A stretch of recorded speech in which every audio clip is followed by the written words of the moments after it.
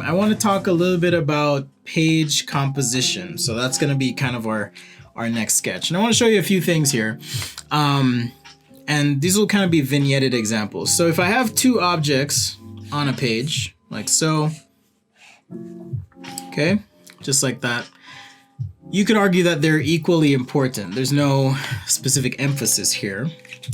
But, I mean, this is the stuff I teach in my workshops. So thank you for the question, and hopefully you guys enjoy. I do workshops as well if you're interested in having, me present to your company or school, that kind of thing. But these two objects, A and B, look about the same. And if I add line weight to B, like so, B all of a sudden has more importance than A, or at least draw, okay? If I add color to B, A almost disappears, okay? So that's another principle. So color, line weight. However, if I have another object, C, and even if I add the line weight, okay, C is bigger than A and B, but B has the color.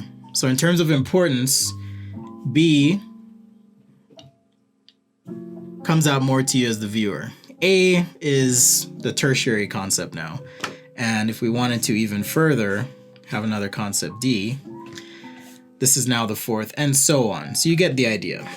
All right. If I want to create an association between concepts, all I have to do is do something like this, where I now have some sort of background element, like so. I can even add a shadow to concept A. So these three, cognitively speaking, or at least visually, are now connected because they've been grouped by this background.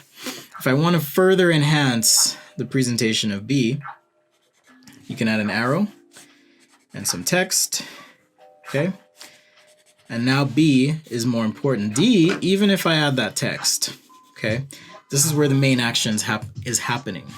Now, if you are listening to the music in the background, or if you're someone who enjoys music, you'll find that with music, and I love this analogy because I feel as though visual communication is a lot like musical composition. I'm no maestro or music theorist, but I can recognize that there is rhythm and flow and order to things. But even then, there is also one important element, and that is variety. So music has variety. Okay, there's repetition, but there's also variety. And that's what I'm getting at now, is if I'm looking at this as a composition, I have beats essentially. I have beat, beat, beat, beat, okay? And even though B has the color and the notes, maybe it's a variation on that beat, okay? But think of your composition a lot like music. So if I had a sketch page here, and I had equally sized elements all over the page, just like so. I'll even pause the music here so you guys can hear. So this composition is like,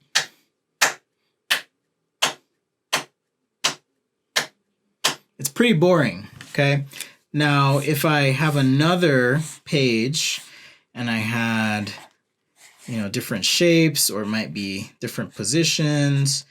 We've got some line weight here, maybe some notes, another shape, that kind of thing.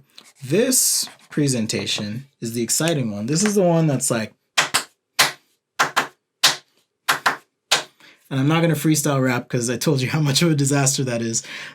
Pardon me. But this is what you want to be thinking of when you're putting together your composition.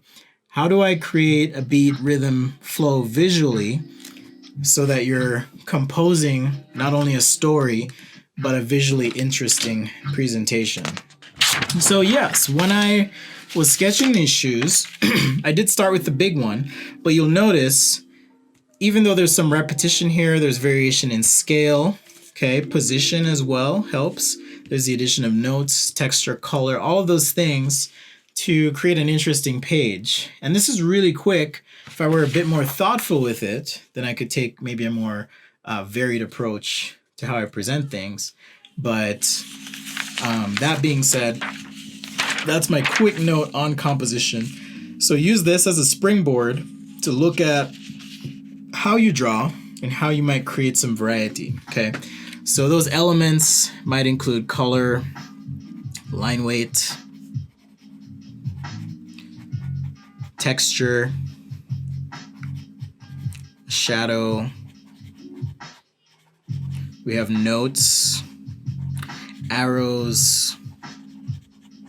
Let's see, what else could we do?